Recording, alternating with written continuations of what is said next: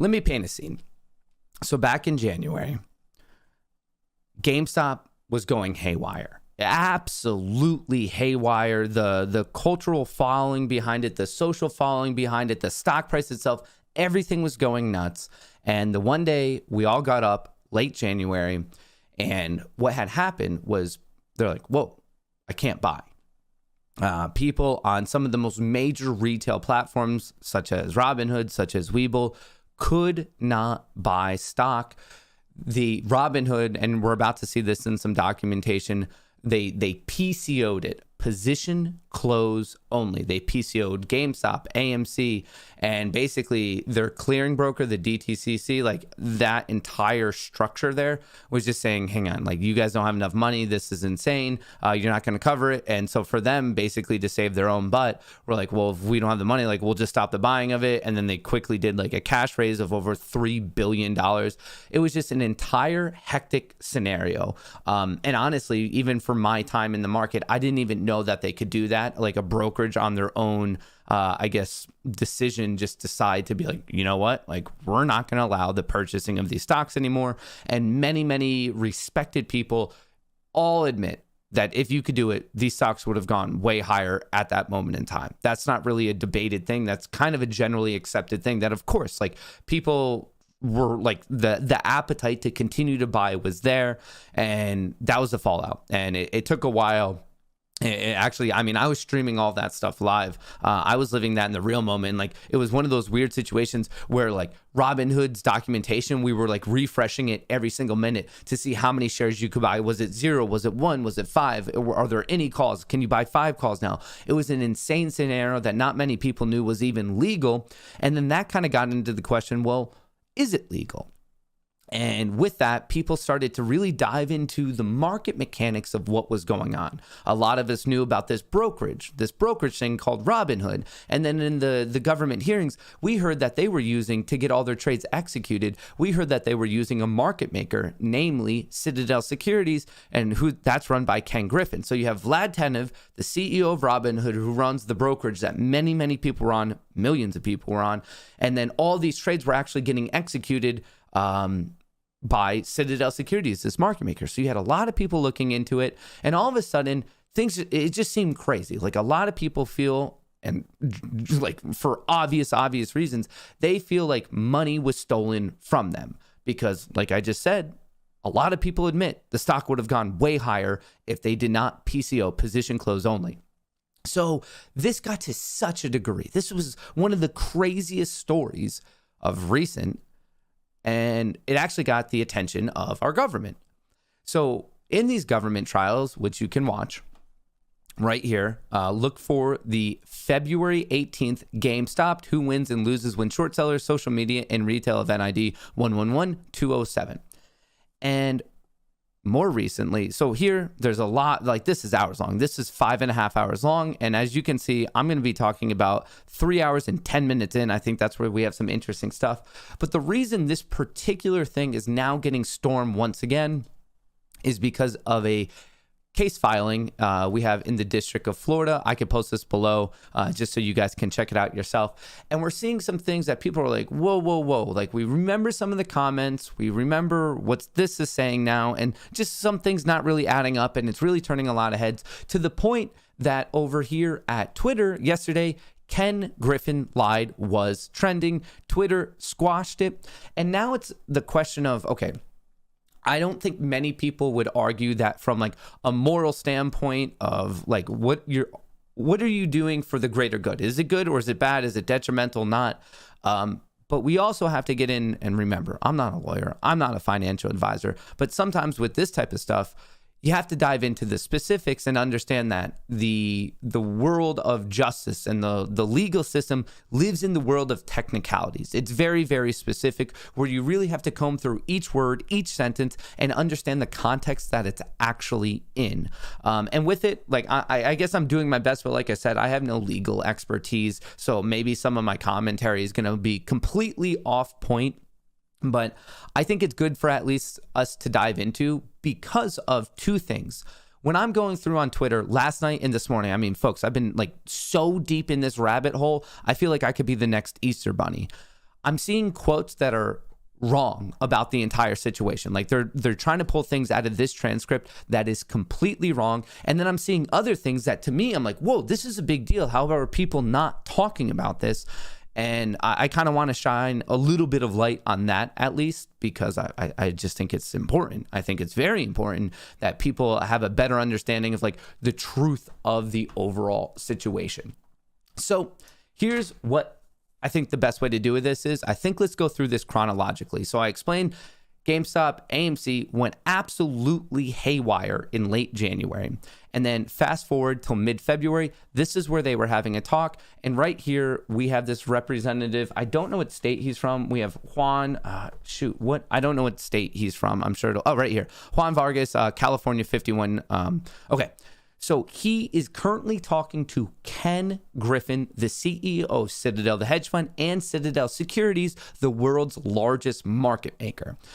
Instead of going through this, I think it's a lot more humorous, and also maybe for some DMCA issues, that if I just take on, like I've been working on my acting career, as you can tell. So in this particular bit, I will be taking on the role of both Mr. Juan and Mr. Ken, and you're going to know who is who.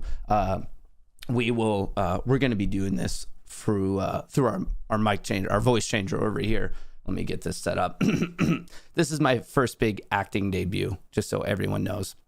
All right, let's zoom in a little bit. All right. So just so you know, if you want to check this out, here's the video. I'm not hiding it all. You guys should all listen to the testimony. Fast forward to 3 hours, 10 minutes. It is posted by the House Committee on Financial Services. I implore everyone to check this out. And just so you know, they did talk a little bit beforehand. And right as I'm about to hop into my own scene, my own character here, Mr. Juan was asking, how many people do you have in the room? And Ken's like, 5, including myself. And he's like, I don't think you need much more help because like all these rich CEOs, they basically have all the help. Enter Juan.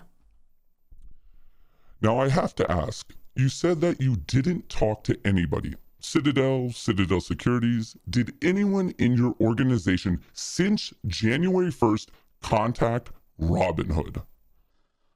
Are you asking if we've had contact with Robinhood? With respect to GameStop and what we are obviously talking about.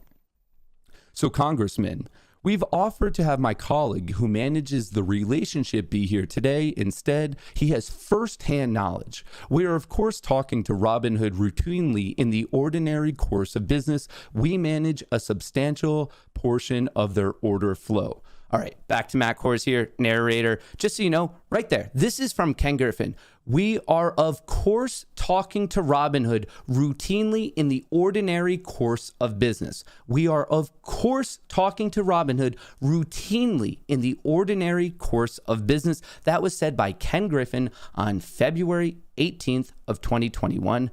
All right, back to Juan. Well, I understand that, but did you talk to them about restricting or doing anything to prevent people from buying, not selling, but buying stock in GameStop, anyone in your organization? Let me be perfectly clear. Absolutely not. So if we depose everyone in your organization, we will find that. That is correct. All right. So that's kind of the setup we have. This is February 18th. All of that happened. And once again, you can find this between this representative. You can find it between Ken. And it seems like this is, I think, the big disconnection that we're seeing. So right there on this day, Ken admitted his organization routinely talks to Robinhood. What I think in legally speak that they're really going to dive into was the question, well, I understand that, but did you talk to them about restricting or doing anything to prevent people from buying stock in GameStop, anyone in your organization? So this is very much in reference to the PCO stuff, the position close only. So with this, I'm seeing a bunch of quotes and it seems like people are nitpicking quotes to like kind of fit their their narrative. But this is the full thing in order. You can fact check me right here. This is the stream. I'm not like hiding anything from where I got this, but let me dive into a little bit more because I think it's interesting. And this is where well, okay, like I don't think this is going to be surprising to anyone where I'm like, oh, I think this is how this billionaire gets off. Well, we all know, like, especially in America, if you're a billionaire, you're going to get away with a lot of stuff you shouldn't get away with. So I guess in a certain sense, I think this is how they're going to get away with it. Like, I feel like I've gone down in this rabbit hole that like I think I can now predict what the lawyer is going to do, and like just because of like the technicalities of law. The question that he answered, let me be perfectly clear, absolutely not, as in Ken. The question was, did you have conversations with them to prevent people from buying, not selling, but buying stock in GameStop? Anyone in your organization? Basically referring to, did Citadel have any input on this PCO thing, the position close only? Because we know that they talk. Like, if you think Citadel and Robinhood don't talk, like they do. I mean, Ken Griffin announced it. So let me fast forward a little bit. This came out recently. So this is the case. You could check it out. I will pin it below. Let me go to the right pages. All right. We have to start off at 57. So right here on 57, Gretchen Howard, the COO of Robinhood, talking about position close only. She said, can you call me? Major liquidity issue. We have PCO at AMC and GME. So this is a completely different tangent, but right here, major liquidity issue. This was on the 28th. The very next day, Vlad Tenev was on CNBC with Andrew Sorkin saying, yeah, no liquidity issue. Like there's no liquidity issue. So this is a contradictory in itself right here, a day before. And even there, like now it's just like picking this game of like, okay, like we all know this is clearly messed up. It's the issue of like, okay, the lawyers are going to duke this out because they can be like, yeah, no, Gretchen knew about that on the 28th, but by the 29th it was fixed, and that's like gives Vlad the free pass to say it. So this is like the absurdly frustrating part that makes me want to rip out my own hair, is because like I just feel like I could see where the lawyers are going to take this and how these people are going to get away with this particular thing unless we get more evidence. But hang on, like I think there's some other interesting things in here, like in reference to what we just talked about. All right. We're going to get crucified for PCO. We have that. They just basically, I'm just bringing this up to you because they knew what they did was obviously bad. But I do want to bring in 82. If you go to the PDF and you go to 82, this is where I think it's interesting. And yesterday, so this is on the 27th. Just an FYI that Dan and I are joining Jim at 5 p.m. on a call with Citadel. So yesterday when I was like first getting into the story, I kind of like pointed this line out as being an important one of like, okay, like when we knew they talked, and a lot of people are just trying to say, they're trying to act as this Ken Griffin lied thing, as in, oh, he lied about just talking to Robinhood. Well, that's not necessarily the lie. No, like Ken Griffin has fully admitted that he speaks with Robinhood. The organization speaks with Robinhood. We know that. That's how you conduct business. The question, the lie is, did Citadel have any commentary or input on Robinhood PCOing AMC, GME, and a host of other stocks? This is where it's kind of interesting, at least to me. Just an FYI that Dan and I are joining Jim at 5 p.m. on a call with Citadel. I pointed this out, and I just want you to remember Jim right here. And right here, Vlad said, okay, maybe this would be a good time for me to chat with Ken Griffin. You guys can mention that. I've never met him. So as of the 27th, Vlad's saying he never met him, but that doesn't mean that there's not talks between Citadel and Robinhood. But anyway, this Jim name, on the 27th, they're talking with them. So I'm assuming that this Jim is the same Jim. I know I'm being told that there's multiple Jims in this world. I know that's news to me, but I'm just going to take this leap here. And maybe this is why I'm not going to be a good lawyer, because I'm taking these leaps I shouldn't take. But this is the Jim. I'm just going to call it this same Jim right here that Gretchen is referring to. Right here, anecdotal evidence that several very large firms are having really bad nights as well, too. Then Jim responds, everyone is. You wouldn't believe the conversation we had with Citadel. Total mess. So, like I said, I'm not a lawyer or anything, but this is the conversation. Everyone is. You wouldn't believe the conversation we had with Citadel. This is... If there's going to be like a smoking gun evidence of what's going on, did Citadel in any shape, form, or manner have an impact on them PCOing this conversation right here. You wouldn't believe the conversation we had with Citadel. Total mess. So the answers lie in Jim, folks. The answers lie in Mr. Jim Swarthwoot, whoever that dude is. I want to it's just crazy stuff. Absolutely crazy stuff.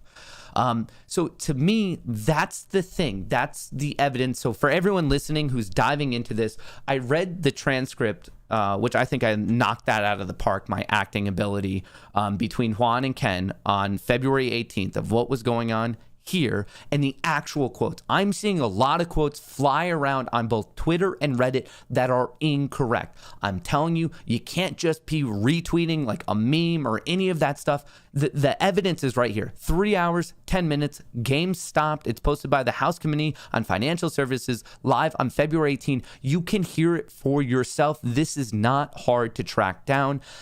And then you start tying it together with this lawsuit and all the information on, or like this class action lawsuit. And I think if you come to page 82, to me, in my non-legal professional opinion, just an FYI that Dan and I are joining Jim at 5 p.m. on a call.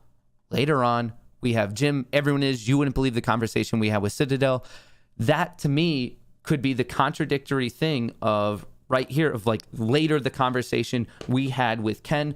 But with it, that's the onus is on the prosecutor. It really is. And that's how our system works. You are innocent till proven guilty. And right here, we have a lot of, I don't know what the term is, secondary, circumstantial. I don't know what it is, but we're still at that point where we need that thing where we're talking about Robinhood and Citadel talking about PCOing and like agreeing that it's a good idea, a bad idea, something along those lines. That's the piece of evidence that like I think could lead to like legitimate jail time.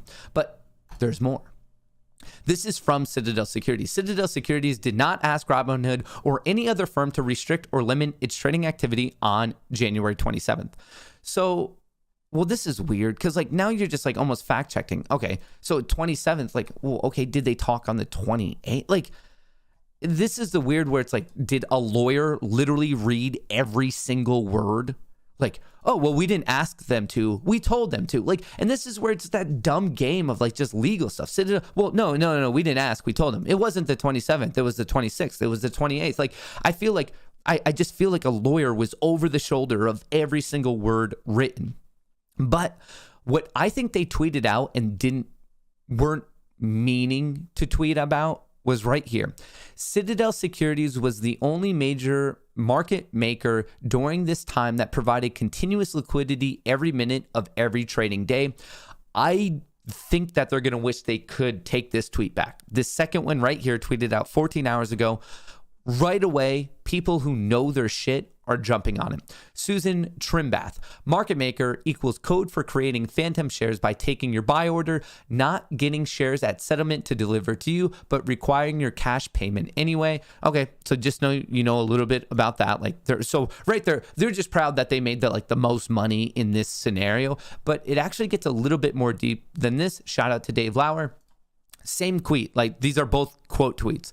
This is a huge problem. It is not something to brag about. Segmenting retail order flow to an uncompetitive duopoly has made markets so toxic that we cannot count on other firms or expect any market-making diversity during market stress. This is a recipe for disaster. So coming back, we have them bragging about saying, no, like we didn't ask them. I swear. We never talked to them about this. Like that had nothing to do with us. And in fact, right here, we made a lot of money while doing it, and we're taking advantage of a very toxic system. This right here, these tweets, they should have said nothing. I'm not a lawyer. I am not a lawyer, but I bet their lawyer had hair yesterday and is now bald today, if I had to throw a guess out there. This series followed up with the lawsuit, followed up with the comments from February. Their lawyer, their PR team has to be ripping their hair out.